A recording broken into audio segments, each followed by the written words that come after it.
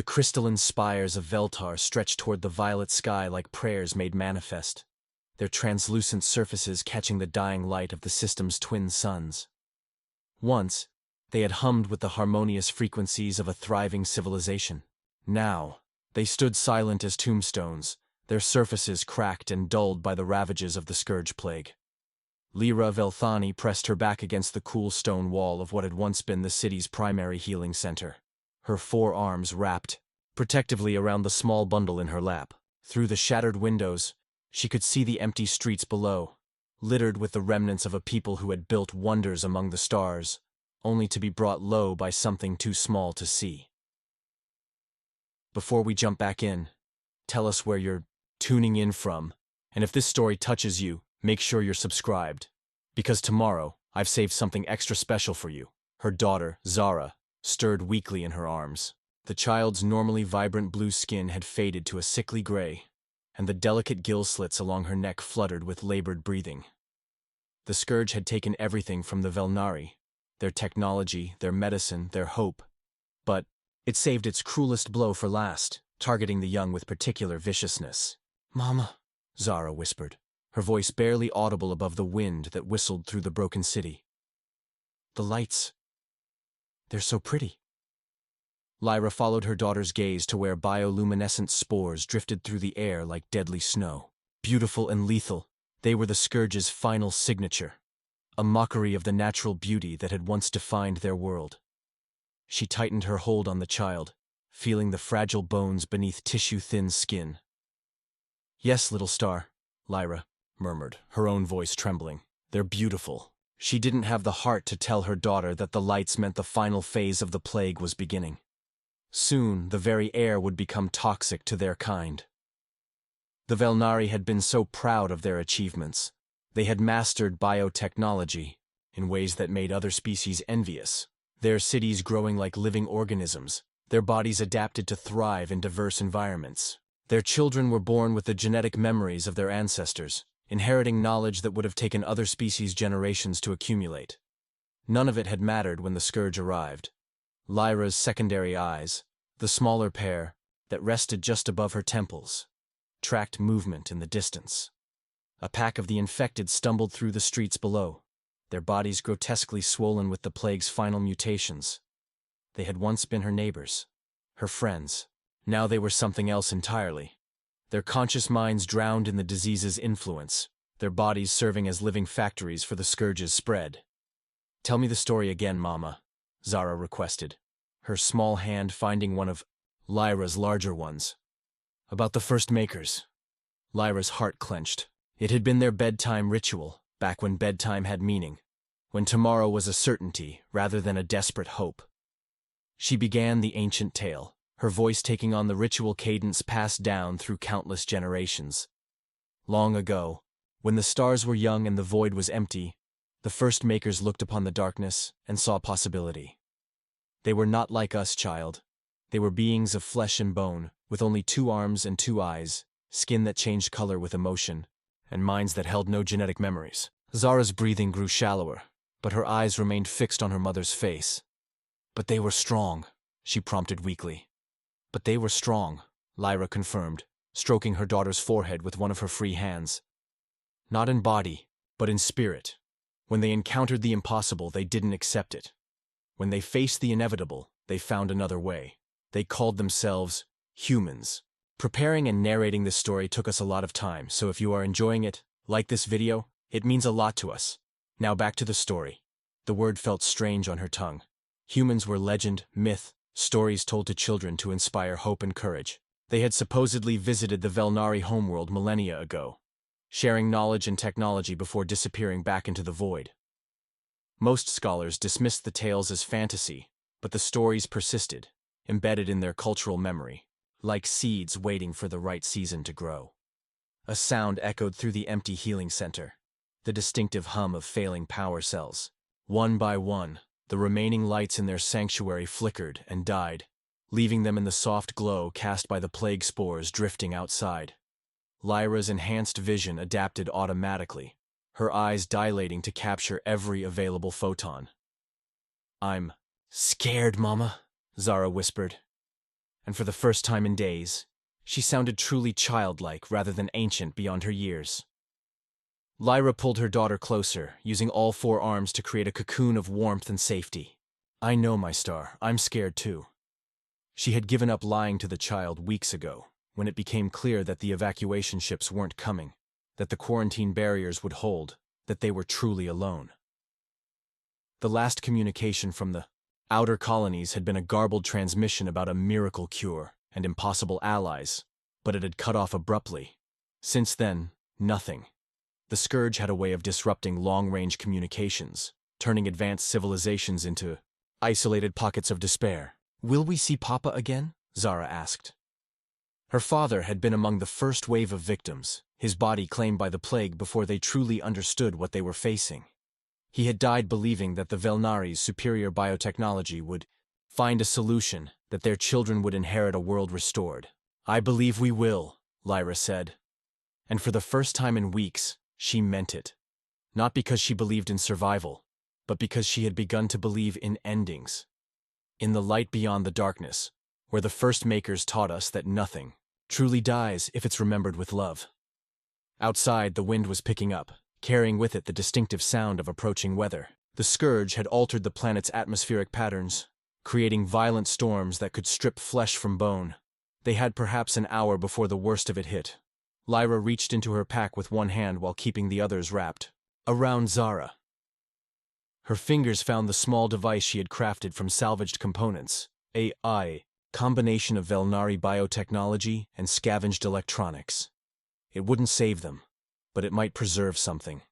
A record, a memory, a testament to who they had been. What's that, Mama? Zara's voice was growing fainter, but her curiosity remained intact. A story keeper, Lyra explained, activating the device with a thought. Vel'nari biotechnology responded to neural impulses, making the distinction between user and tool nearly meaningless.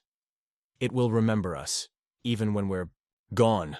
The device hummed to life, its organic components interfacing with Lyra's nervous system. She felt her memories flowing into its storage matrix. Not just her own experiences, but the genetic memories inherited from her ancestors. The history of her people, their hopes and dreams, their love for their children and their world. I want to add something, Zara said, her small hand touching the device. Despite her weakness, her genetic inheritance was strong. Images flowed from her mind, a child's perspective of their dying world, but also something else. Dreams of green skies and flowing water, of beings with 2 arms and impossible determination. Lyra gasped as she felt her daughter's visions. They weren't genetic memories. They were something else entirely. Prophecy, perhaps, or the fevered dreams of a dying child. In them, she saw figures in strange armor moving through the ruins of Vel'nari cities, their faces hidden but their purpose clear. Where did you see this, little star? Lyra asked, her voice filled with wonder. In the space between sleeping and waking, Zara replied. They're coming, Mama. The ones from the old stories. They're coming, but her voice trailed off, and Lyra felt the child's life force flickering like a candle in a storm. The Scourge was entering its final phase within her small body, and there was nothing more that medicine or love could do. But what, my daughter? But they might be too late for us, Zara finished, her eyes closing. I'm sorry, Mama. I wanted to see them. I wanted to meet the first Maker's children. Lyra felt tears streaming down her face, a physiological response she had thought impossible given her dehydration. Don't apologize, my star. You've been braver than any warrior, stronger than any guardian. Your father would be so proud. The storm outside was intensifying, and through the broken windows, Lyra could see the infected taking shelter in the ruins of buildings. Even in their degraded state, they retained enough survival instinct to seek protection from the planet's increasingly hostile weather. She adjusted her grip on Zara, pulling the child's body closer to her chest. The little girl's breathing was becoming more labored, her skin taking on the translucent quality that marked the Scourge's final victory. Hours, perhaps minutes, and then the disease would claim its last victim in this part of the city. Tell me about the ship, Zara whispered. The one in the story. Lyra knew which story she meant. The legend of the human vessel that had first brought the first makers to their world. According to the tales, it had been a ship unlike any in the galaxy, built not for beauty or efficiency, but for endurance. A vessel that could survive anything the universe threw at it, crewed by beings who refused to accept the impossible. It was called the Wanderer's Hope, Lyra began, her voice taking on the ritual cadence once more. And it was ugly by our standards, all hard angles and brutal functionality. But it carried within it something more precious than any jewel, the dreams of a species that had learned to thrive in a hostile universe. As she spoke, the Storykeeper device continued recording, preserving not just her words, but the emotional resonance behind them. Future archaeologists, if any survived, would be able to experience this moment as she lived it. The weight of her dying child, the sound of the storm, the bittersweet ache of love in the face of absolute loss. The humans didn't come to conquer, or to trade, she continued. They came because they had heard our songs across the void, and they wanted to add their voices to the harmony. They taught us that strength comes not from perfection, but from the refusal to surrender in the face of imperfection. Zara's breathing grew more shallow, but a small smile played across her lips. Do you think they remember us, Mama? The humans? The question struck Lyra like a physical blow. If humans were real, if they still existed somewhere in the galaxy, did they know what had happened to the Vel'nari? Did they care? Or had they moved on, leaving this corner of space to its fate? I believe they do, she said finally. Because the stories say that humans never forget their friends, and if they remember us... A new sound cut through the storm, a sound that shouldn't exist in their dead city. The deep thrumming vibration of engines, but not any design that Lyra recognized. Too regular to be natural, too powerful to be anything the Scourge would produce. Her primary eyes snapped toward the broken windows, while her secondary pair maintained focus on Zara. Through the swirling storm and the drifting spores, she caught glimpses of lights moving with purpose rather than random drift. Not the bioluminescent glow of the plague, but the harsh, artificial illumination of technology. Do you hear that, little star? She whispered. Zara's eyes fluttered open, and for a moment they seemed clearer than they had been in days. The song, she breathed. It's the song from my dreams. The sound was growing closer, accompanied now by new noises. The distinctive whine of energy weapons, the sharp crack of projectile fire, and underneath it all, voices shouting commands in a language that Lyra's genetic memory almost recognized. Almost. Her hands trembled as she reached for the Storykeeper, expanding its recording range to capture whatever was happening outside. If these were their final moments, if some new horror was descending upon their sanctuary, at least it would be preserved for whatever came after. The engine sound reached a crescendo and then cut off abruptly, replaced by the heavy thud of something massive touching down in the plaza outside the healing center. Through the storm, Lyra could see lights sweeping back and forth in organized patterns, search patterns, her tactical inheritance told her. A new voice cut through the wind, amplified by some kind of external speaker system. The words were in a language she didn't recognize, but the tone was unmistakable, authoritative, confident, and strangely kind. This is Captain Sarah Chen of the UES Defiant. We are here to help. If there are any survivors in this area, please respond to this transmission. We have medical supplies and evacuation capabilities. Lyra's breath caught in her throat. The language was alien, but the Storykeeper was already working to translate, its quantum processors drawing on the genetic memories of her people to find linguistic patterns. Slowly, the meaning became clear. Humans. Real humans. Not legend or myth, but flesh and blood beings who had somehow found their way to this dying world. In her arms, Zara stirred, her eyes focusing with an alertness that should have been impossible given her condition. Mama, she whispered. They came. The first Maker's children came. Outside, the lights were moving in a systematic search pattern, and Lyra could hear the distinctive sound of armored boots on stone. Heavy steps, but careful ones, the gait of warriors who were also healers, fighters who had come not to conquer but to save. She looked down at her daughter, seeing the hope, warring with exhaustion in those ancient young eyes. The Scourge had taken everything from them, but it hadn't taken their capacity to dream. It hadn't stolen their ability to recognize salvation when it wore the form of impossible legends made real. With shaking hands, Lyra activated the building's emergency beacon, a system she had thought completely dead. To her amazement, it responded. Its alien power source somehow restored to function. The weak signal pulsed out into the storm, a fragile cry for help in a universe that had seemed to have forgotten how to listen. The response was immediate. The searchlights swung toward their position, and the steady footsteps outside changed course, heading directly for the healing center. Through the storm, Lyra could hear voices, not just one now, but several, coordinating their approach with the precision of beings who had turned rescue into an art form. "Hold on, little star," she whispered to Zara, pulling the child closer as the footsteps grew louder. "Hold on just a little longer. The humans are here." As if summoned by her words, a figure appeared in the doorway. Tall, bipedal, wearing armor that seemed to blend function with an almost artistic sensibility. The helmet turned toward them, and Lyra knew with absolute certainty that beneath that faceless visor, intelligent eyes were assessing their condition with the calculating precision of someone who had seen too much death and refused to accept. Yet the figure spoke, and the words carried across the space between them like a bridge spanning impossible distance. "We're here now. You're safe." And for the first time in months, Lyra allowed herself to believe it might be true.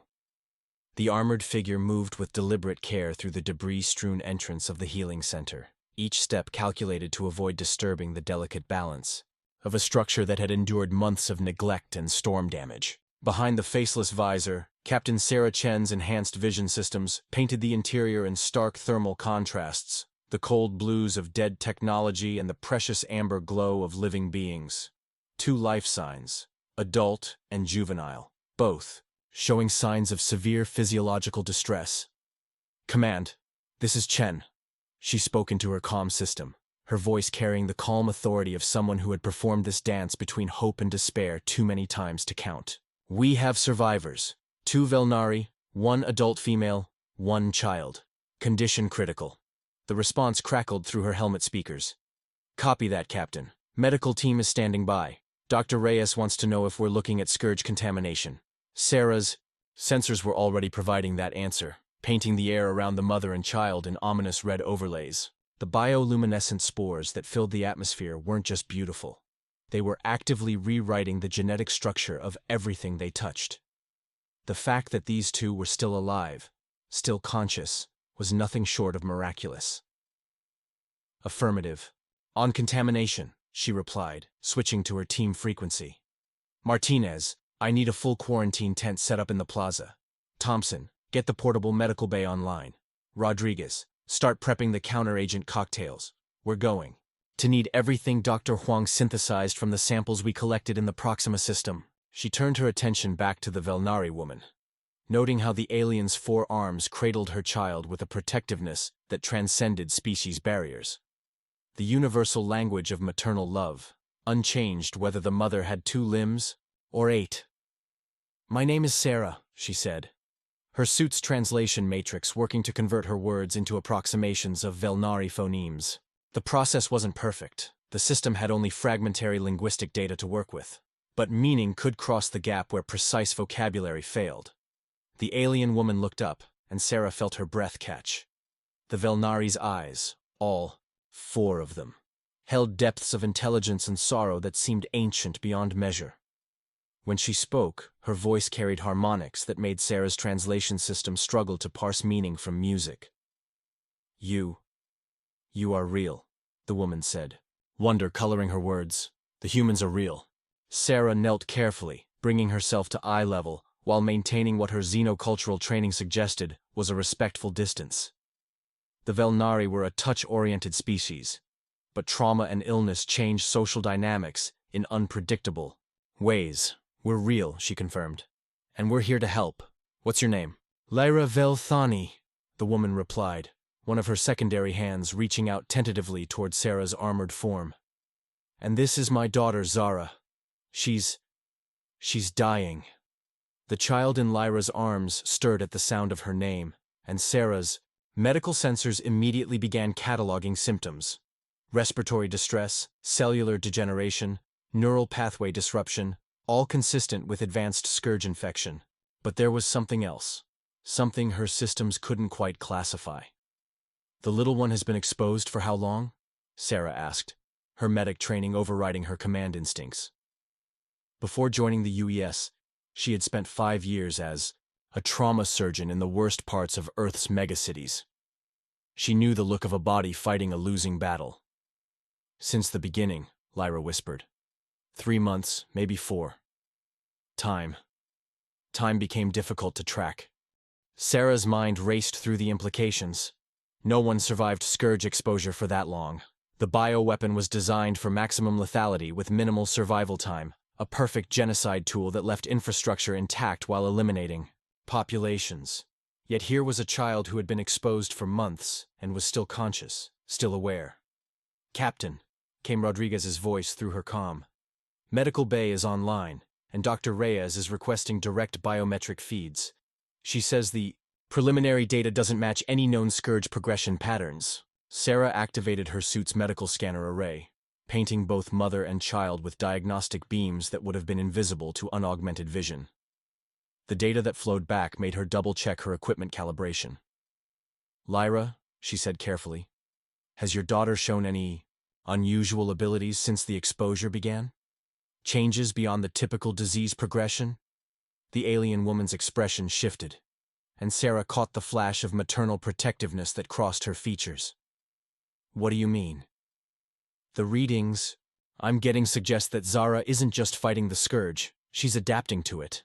That should be impossible." Before Lyra could respond, the child's eyes fluttered open, focusing on Sarah with startling clarity.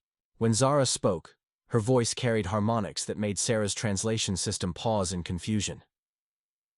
"The song is different now," the little girl said, and somehow Sarah understood her perfectly despite the linguistic barriers. "The angry song, from the sky. It's becoming something else." Sarah felt a chill that had nothing to do with the storm outside. In her earpiece, she could hear Dr. Reyes cursing in 3 languages as the medical data streamed in. "Captain," came Thompson's voice from outside, "we've got movement in the surrounding buildings. Looks like our arrival has attracted attention from the infected." Through her helmet's 360-degree awareness system, Sarah could see the shambling forms emerging from their shelters, drawn by the lights and sounds of human technology. The infected were no longer truly Vel'nari. The Scourge had twisted them into something that existed only to spread the disease further. "How long do we have before they reach us?" she asked, already running tactical assessments. "Maybe 10 minutes before the perimeter becomes untenable," Thompson replied. "Martinez is setting up suppression fields, but there are a lot of them." Sarah looked back at Lyra and Zara, weighing options that all carried unacceptable risks. Moving, them in their condition could kill them. But staying put meant facing a horde of infected with 2 critical patients to protect. "There's another option," Zara said, her young voice cutting through Sarah's tactical deliberations with unsettling precision. "The deep places, the roots." Lyra's eyes widened. "Little star, what are you saying?" "The city," Zara explained, struggling to sit up despite her obvious weakness. "It's still alive, Mama. Sleeping, but alive.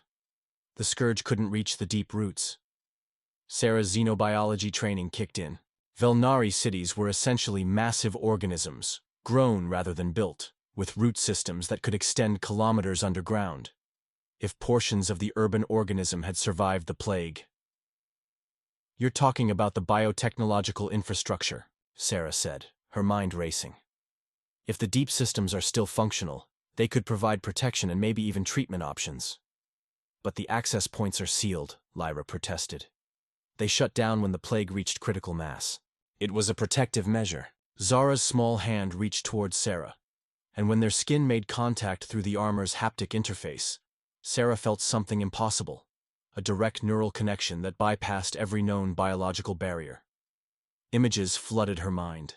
Vast networks of living conduits threading through the planet's crust, biomechanical systems that pulsed with their own inner light, and at the center of it all, a consciousness that was neither fully organic nor entirely artificial. The city's heart still beating after all this time. She can open them, Sarah breathed, understanding flooding through her. Zara can interface with the city's core systems. It will require significant energy expenditure, Lyra said, fear evident in her voice. In her condition, it might kill her, Sarah finished bluntly. But staying here definitely will. And if the city's medical systems are still functional, they might be able to treat her more effectively than anything we have. The sound of weapons fire erupted from outside as Martinez's team engaged the approaching infected. Through her tactical display, Sarah could see the enemy numbers continuing to grow. Soon they would be overwhelmed by sheer mass. Time to decide, she said grimly. We can evacuate you to our ship, but I can't guarantee the treatment will be effective against whatever variant of Scourge you've been exposed to. Or we can try Zara's plan and hope the city can help her. Lyra looked down at her daughter, and Sarah saw a mother weighing the impossible choice between certain loss and desperate hope. In her arms, Zara's breathing was becoming more labored, her skin taking on the translucent quality that marked the Scourge's final phase. What do you think, little star? Lyra asked softly. Zara's eyes found Sarah's visor, and somehow the child smiled. The humans came to help, she said simply. Maybe we can help them too. Before anyone could object, Zara pressed her palm against the floor of the healing center. The response was immediate and dramatic. Bioluminescent traceries erupted across the organic walls, spreading outward in fractal patterns that spoke of vast intelligence awakening from long slumber. She's doing it, Sarah breathed, watching her sensors register massive power fluctuations throughout the underground networks. The city is responding. The floor beneath them began to shift, organic mechanisms that had lain dormant for months suddenly springing to life. A circular section of the floor spiraled open, revealing a passage that glowed with soft, welcoming light. Not the harsh bioluminescence of the Scourge, but something warmer, more alive. Captain, we've got a problem. Thompson's voice crackled through the comm. The infected are massing for a coordinated assault, and something's happening to the spores in the atmosphere. They're becoming more aggressive. Sarah looked at the opening Zara had created, then at the strengthening storm outside. The child's interface with the city had apparently triggered some kind of response from the Scourge as well. The bioweapon was adapting to this new threat. All teams, fall back to the healing center, she ordered. We're going underground. Ma'am, that passage leads into unknown territory. We don't know what's down there. We know what's up here, Sarah replied grimly, scooping Zara into her arms, as gently as her armor would allow. The child weighed almost nothing, her body having consumed itself in the fight against the disease. And it's trying to kill us. Lyra struggled to her feet, accepting Sarah's offered support with grateful dignity. The deep places have been forbidden for generations, she said. Even our builders didn't fully understand what they were creating. Then, it's time we all learned together, Sarah said, helping both aliens toward the passage. Rodriguez, bring the medical kit. Thompson, set charges on the entrance. I don't want those things following us down. As they descended into the glowing passage, Sarah's sensors painted a picture of impossible complexity. The walls around them pulsed with their own heartbeat, and the air itself seemed alive with microscopic organisms that her systems couldn't classify. It was like walking into the circulatory system of some vast creature. The city dreams, Zara said weakly from Sarah's arms, her voice taking on an odd resonance in the enclosed space. It dreams of when we were young, when the stars sang different songs.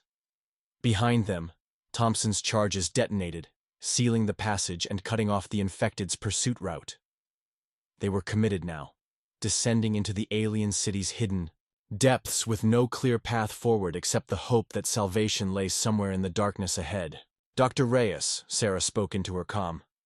Are you getting telemetry from down here? Affirmative, Captain, but it's unlike anything in our databases. The atmospheric composition is changing as you descend, becoming richer in oxygen, more suitable for both human and Vel'nari respiratory systems. It's as if the city is adapting to accommodate your presence. Sarah felt Zara stir in her arms, the child's breathing becoming slightly easier as they moved deeper into the passage. Whatever was happening down here, it was having a positive effect on her condition. How is this possible? Lyra asked. Her voice filled with wonder as she watched her daughter's color improve slightly. I don't know, Zara admitted. But I'm starting to think your ancestors built something far more sophisticated than anyone realized. This isn't just a city. It's a living system designed to protect and preserve life. The passage opened into a vast chamber that took Zara's breath away. Towering columns of living crystal stretched toward a ceiling lost in shadows, their surfaces pulsing with patterns of light that seemed to respond to their presence. In the center of the space, a pool of luminescent liquid reflected the chamber's glow like a mirror made of starlight. The heart chamber, Lyra breathed. It's real. The legends spoke of this place, but we thought they were myths. Zara stirred, in Zara's arms, her eyes focusing on the central pool with an intensity that seemed beyond her years. It's waiting, she whispered. Waiting for us to remember what we forgot. Zara's medical sensors were going crazy, detecting energy patterns that defied conventional physics. Whatever this place was, it represented technology so advanced that it might as well have been magic. And somehow, a dying alien child was the key to unlocking its secrets. Captain, Rodriguez's voice carried a note of urgency. My equipment is detecting massive bioelectric activity throughout this chamber. It's like the entire structure is waking up.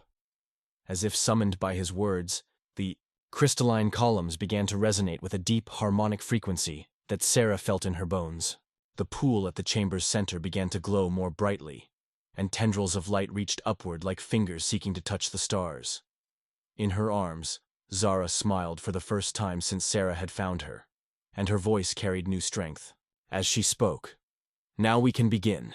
The heart chamber responded to Zara's words like a concert hall acknowledging its conductor. The crystalline columns shifted their harmonic frequency, creating a symphony that seemed to reach into Zara's very DNA and remind her cells what it meant to be alive. Through her armor's sensors, she watched in fascination as the chamber's bioluminescent patterns synchronized with the child's weakening heartbeat. My God, Dr. Reyes's voice crackled through the comm system, thick with scientific wonder. Captain, the energy readings from your location are off the charts.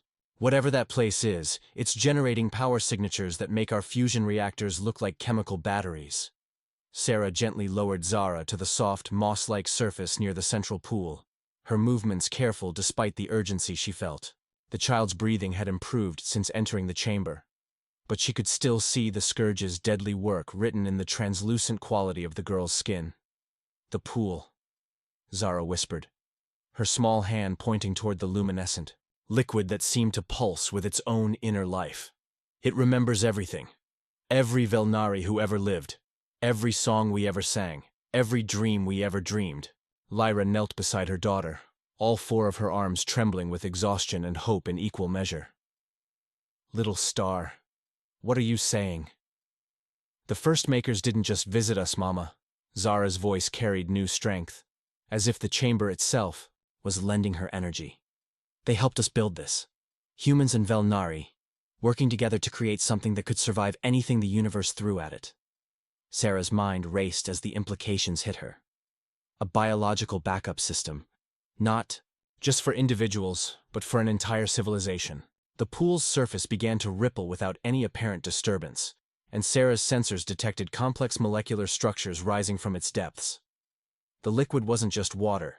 It was a medium teeming with nanoscale organisms that seemed to exist at the boundary between biology and technology.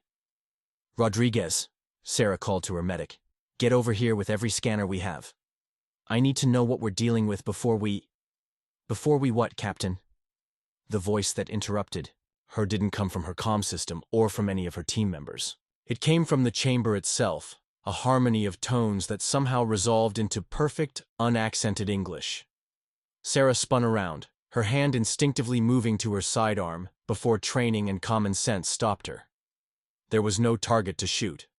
The voice seemed to emanate from everywhere and nowhere at once. Who's speaking? She demanded. We are, the voice replied, and now Zara could hear the layered complexity beneath the words. It wasn't one voice, but thousands, maybe millions, speaking in perfect unison. We are the keepers of the song. the guardians of what was, and the shepherds of what might be. Zara struggled to sit up, her eyes bright with recognition. The chorus, she breathed. The city's soul. Not just the city's soul, young singer, the chorus corrected gently. The soul of every Vel'nari who chose to join their voice to ours, and the echoes of those who helped us understand that consciousness need not be bound by flesh. Zara felt her scientific worldview struggling to accommodate what she was witnessing. You're saying this is some kind of collective consciousness? A digital afterlife? Digital, biological, quantum, temporal. Your categories are too narrow, Sarah Chen of the Earth Fleet. The chorus replied with what sounded almost like amusement. We are what happens when two species refuse to accept that death is the end of the conversation. Lyra's secondary eyes widened as understanding dawned. The human scientists who came here millennia ago, they didn't just share technology. They shared themselves. As did the Vel'nari, the chorus confirmed. Together, we created something unprecedented, a fusion of human determination and Vel'nari biological mastery that could preserve not just information, but the essence of conscious experience itself. The pool's surface began to glow more intensely, and Zara watched in fascination as tendrils of light reached upward, forming complex helical patterns that reminded her of DNA structures, but far more elaborate than anything in Earth's biosphere. The Scourge, Zara said, pieces clicking into place. It's not just a bioweapon. It's trying to break the connection between consciousness and biological substrate. It's attacking the soul itself. An astute observation, the chorus agreed. The entities that deployed it understood that truly intelligent species would eventually develop ways to transcend physical death. The Scourge was designed to sever those connections, to ensure that when it kills, nothing survives to remember or resist.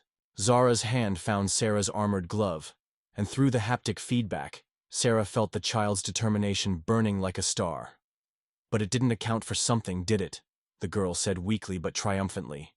It did not, the chorus said with evident pride. It could not comprehend that consciousness, once sufficiently merged across species barriers, becomes something greater than the sum of its parts. The Scourge can twist Vel'nari biology and human technology separately, but it cannot corrupt the synthesis. The implications staggered Zara. You're saying that Zara survived because she carries both legacies, human and Vel'nari consciousness patterns integrated at a genetic level? She is the proof of concept, the chorus confirmed. The first natural-born child to inherit the full synthesis. Her mind bridges the gap between biological and post-biological existence in ways that make her immune to the Scourge's effects. Rodriguez's scanner began beeping frantically. Captain, the child's cellular regeneration has accelerated beyond anything I've ever seen. It's like her body is remembering how to heal itself from some deep genetic template. But even as Zara's condition improved, Zara could see new concerns in Lyra's expression. If she's part of this collective consciousness, the mother said carefully, does that mean she'll have to stay here? Will I lose her to the chorus? The pool's luminescence shifted to warmer tones, and when the chorus spoke again, its voice carried unmistakable compassion. The choice is hers, as it has always been for those who join us. We do not take, we only accept what is freely given. Zara looked up at her mother, then at Zara, her young face serious with the weight of decision. I don't have to choose right now, do I? No, little singer, the chorus assured her. Your healing will complete regardless of your choice. But know this, the galaxy has need of bridges between species, between the biological and post-biological, between what was and what could be. You carry within you the ability to help others find the path we have discovered. Zara felt her comm system crackle with incoming transmissions from orbit. Captain? Thompson's voice carried barely contained excitement. Long-range sensors are detecting massive energy emanations from your position. But that's not the weird part. We're getting similar readings from 17 other worlds in this sector. Systems that were thought dead are suddenly coming online. The chorus's response held notes of satisfaction. The awakening spreads. The network activates. What began here millennia ago was always meant to encompass more than a single world. You're telling me there are other synthesis sites? Sarah asked, her mind reeling with the possibilities. Wherever humans and other species chose cooperation over conquest, understanding over exploitation, we built these sanctuaries, the chorus explained. The Scourge's attempt to destroy one node has triggered the defensive activation of them all. Zara sat up fully, her color returning to the vibrant blue that marked healthy Vel'nari physiology. The Scourge's work was being undone cell by cell, but more than that, Sarah could see new potential awakening in the child's eyes. The infected above, Zara said suddenly. They're not lost, are they? The Scourge didn't just twist them. It tried to cut them off from the network. But if I go to them… No, Lyra said firmly, maternal instinct overriding wonder. You've just been healed. I won't risk losing you again. You won't lose me, Mama, Zara said with gentle certainty. That's the point. The network ensures that nothing is ever truly lost again.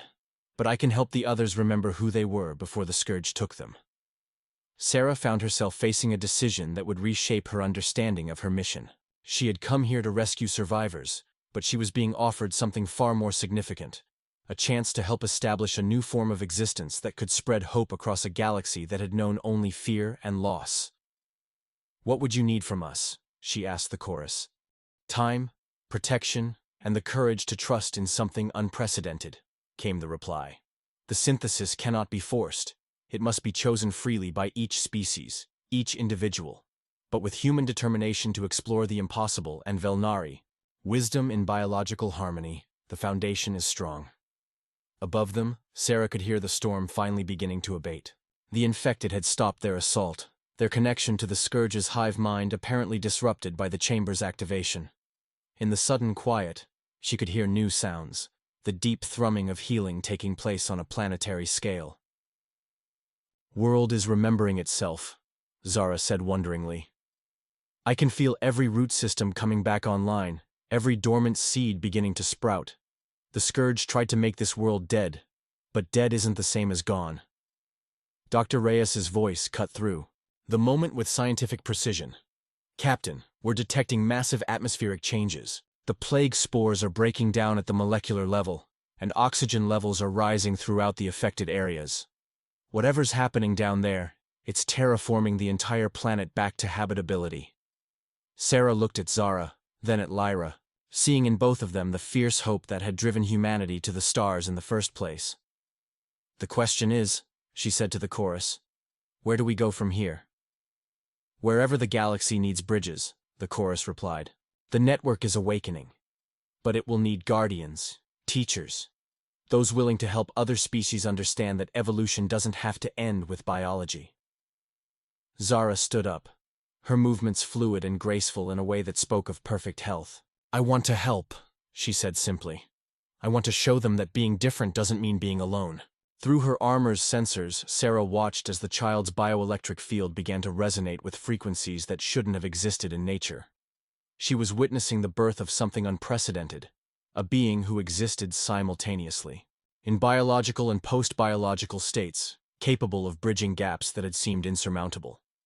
The infected above, Sarah said, understanding dawning. They're not enemies anymore. They're patients. Precisely, the chorus confirmed.